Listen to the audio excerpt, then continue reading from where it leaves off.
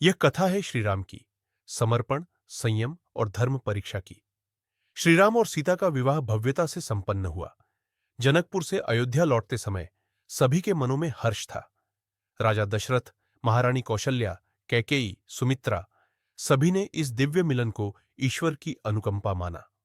अयोध्या में जब राम और सीता का आगमन हुआ, तब सारी नगरी दीपों से जगमगा उठी।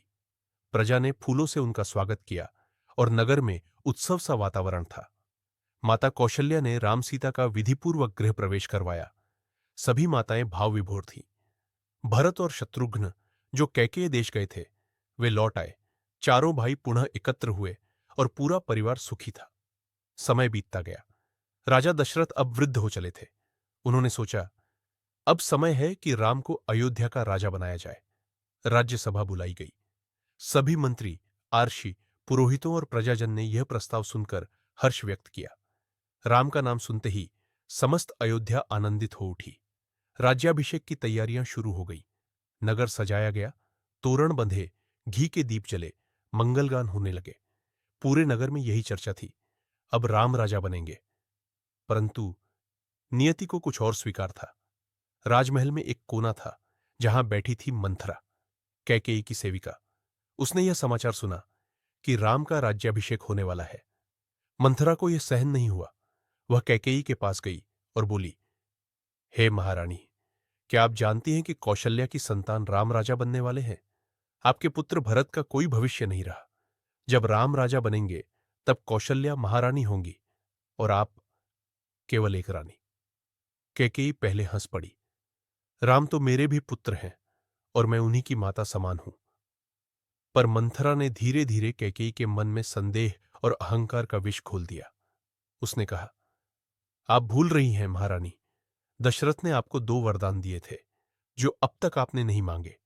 अब समय आ गया है उन्हें मांगने का। कैकेयी का मन डगमगाने लगा।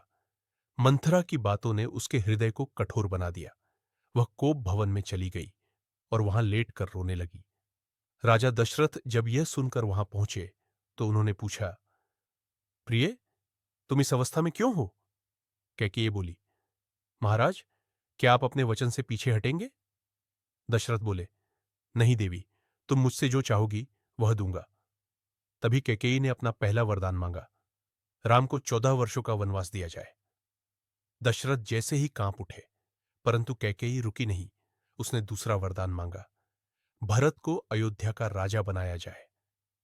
राजा दशरथ का हृदय टूट गया। उनकी आंखों से अश्रुधारा बह निकली। राम को बुलाया गया। जब राम ने पिता के मुख से यह सुना, तो बिना कोई प्रश्न किए मुस्कुराकर बोले, पिता, यह तो मेरे लिए सौभाग्य है कि मुझे आपकी वचन पूर्ति में योगदान करने का अवसर मिला। राम ने वन जाने का निर्णय तुरंत ले लिया। माता सीता ने कहा, जहां पति होंगे वहीं धर्म होगा। मैं आपके साथ वन चलूंगी। लक्ष्मण भी पीछे हटने को तैयार न थे। सभी को मना करने पर भी तीनों वन के लिए निकल पड़ाडे। नगर की प्रजा रो रही थी। माताएं मूर्छित थीं। राजा दशरथ असहाय और पीड़ित थे, परंतु श्रीराम शांत थे, दृढ़ थे और धर्म के मार्ग पर अग्रसर थे।